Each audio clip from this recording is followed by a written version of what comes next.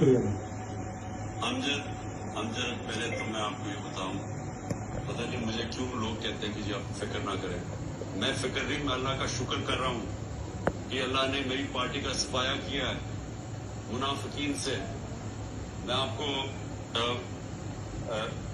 قرآن کی آیت ہے جنگ خندق کے بعد، اور پھر میں نے علی اصغر یہ سب سے ڈسکس کیا ہمارے لیے بہت اچھا ہے. سوات میں صورتحال یہی ہے خان صاحب کی، سوات میں آپ بالکل فکر نہ کریں.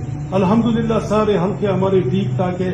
یہ 2 بندوں کے علاوہ ہمارا سارے تقریباً اپنی جگہ پہ ہے، سارے ٹھیک ٹھاک ہے. تنظیمی امور ہماری بالکل ٹھیک جا رہی ہے. اور میں تقریباً چونکہ مجھے جیل میں تھا تو مجھے نائب صدر بنا دیا گیا تھا کے پی کا، تو اس وجہ سے میں اپنی رسپانسبلٹی سمجھتے ہوئے میں نے ساری تنظیمی امور پوری ملکنڈ ڈویژن میں سب کے ساتھ رابطے میں ہوں. اور انشاءاللہ جو یہ آج ہوا ہے یہ انشاءاللہ ہمارے لیے بہتر ہے.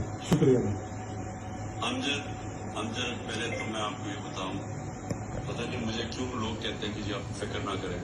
میں فکر نہیں، میں اللہ کا شکر کر رہا ہوں کہ اللہ نے میری پارٹی کا صفایا کیا ہے منافقین سے. میں آپ کو قرآن کی آیت ہے جنگ خندق کے بعد،